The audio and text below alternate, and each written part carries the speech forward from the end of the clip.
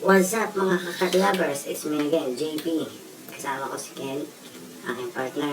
So, busy sa paghihimas ng aming isang baby na si Shamo. So, ang pag-uusapan natin ngayon, ano ba ang ginagamit namin pang alternatibo para sa cat litter nila. So, hindi naman sa walang budget, kundi sinubukan din namin at tinry namin to na talagang okay siya, the best. So, choice nyo na lang yun kung gusto nyo din siyang gamitin. So, magbibigay lang kami ng mga informasyon kung maganda ba siya o hindi. So, disclaimer lang po, hindi po kami mga veterinaryo at hindi kami mga eksperto pagdating sa mga ganyan. Ito lang po yung base sa aming mga experience na maganda na yung resulta. At syempre, share namin kung ano ba mga advantages at disadvantages ng paggamit ng KUSOT. So, huwag na natin patagalin. Let's start! 我们一起学猫叫，一起。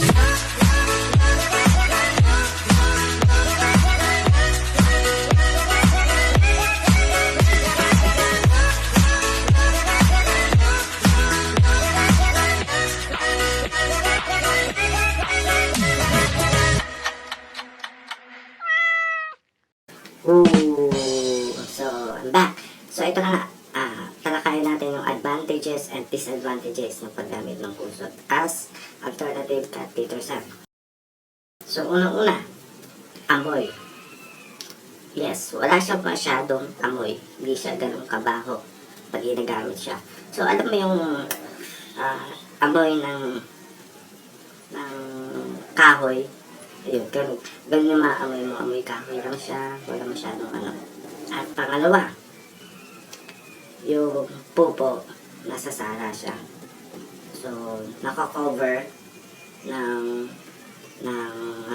KUSOT yung mga poop nila. Kaya pag sinara mo, nasasama. So, ang pangatlo is sulit. Affordable, makakatipid ka. Compare sa litter san, gagastos ka ng worth 300 pesos. So, sa isang sakong KUSOT is makakabili ka ng 130. Depende sa ibang mga 150, 130. So, malaki ang difference na. So, sa KUSOT, actually sa KUSOT kasi medyo may nahihingian kami ng mga kilala namin na nagagawa ng mga kahoy. So, nahihingi lang din namin siya. So, pero pag kailangan namin marami siya, nakakaya mahingi mo siyang sako. So, binabayaran na namin yan. So, ngayon, lumako tayo sa mga disadvantages. Ano ba yung mga disadvantages ng paggamit ng KUSOT? Unang-una, hindi nakaklamp yung wiwi nila. Unlike doon sa litter sana, nagkakalamping siya, namumuo. Dito sa KUSOT, hindi. So, kung saan naihi yung mga fur babies mo, yun, nagbutan talaga siya. Bulang siya. Pero na-absorb naman yung amoy niya. Yung nga lang, hindi nakaklamp. Pangalawa, napaka-messy. Opo, makalat siya. Dahil nga kasi KUSOT, didikit-dikit sa mga paa, pag-angat nila, paglabas nila, galing sa poop tray or sa langkana kung saan yung ginagamit, nagkakalat yung very messy.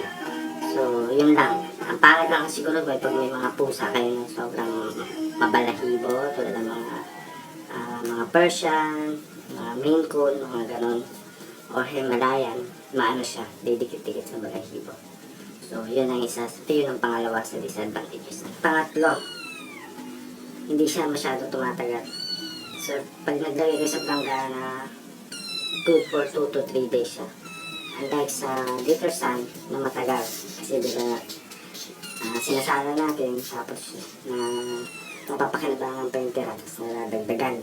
Ito sa KUSOT, pag tinanggal mo yung poop lang ang matatanggal, pero yung mga uwi nila, nababasa-basa na. So, hindi mo siya pwedeng patagalin dahil mabaho, dahil ayaw din ng mga fur babies natin kapag may amoy ang kanilang mga tray. So, yun lang naman.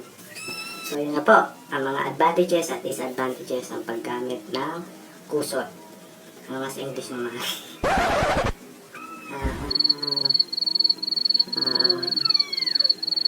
Wood shaving or wood sawdust. Wood sawdust. wood shaving and sodas. Wood shaving and wood shaving at wood sodas. So, yun na nga po. Maraming salamat sa mga nanood at sumuporta sa aming video. So, kung gusto niyo pong video na to, please subscribe lang po sa channel namin at pakipindot na rin po ang notification bell para updated po kayo sa mga bago post namin, bagong videos. So, bye-bye. Ako po si JP. Po si Ken. Muli sa pagbabalik. 每天都需要你的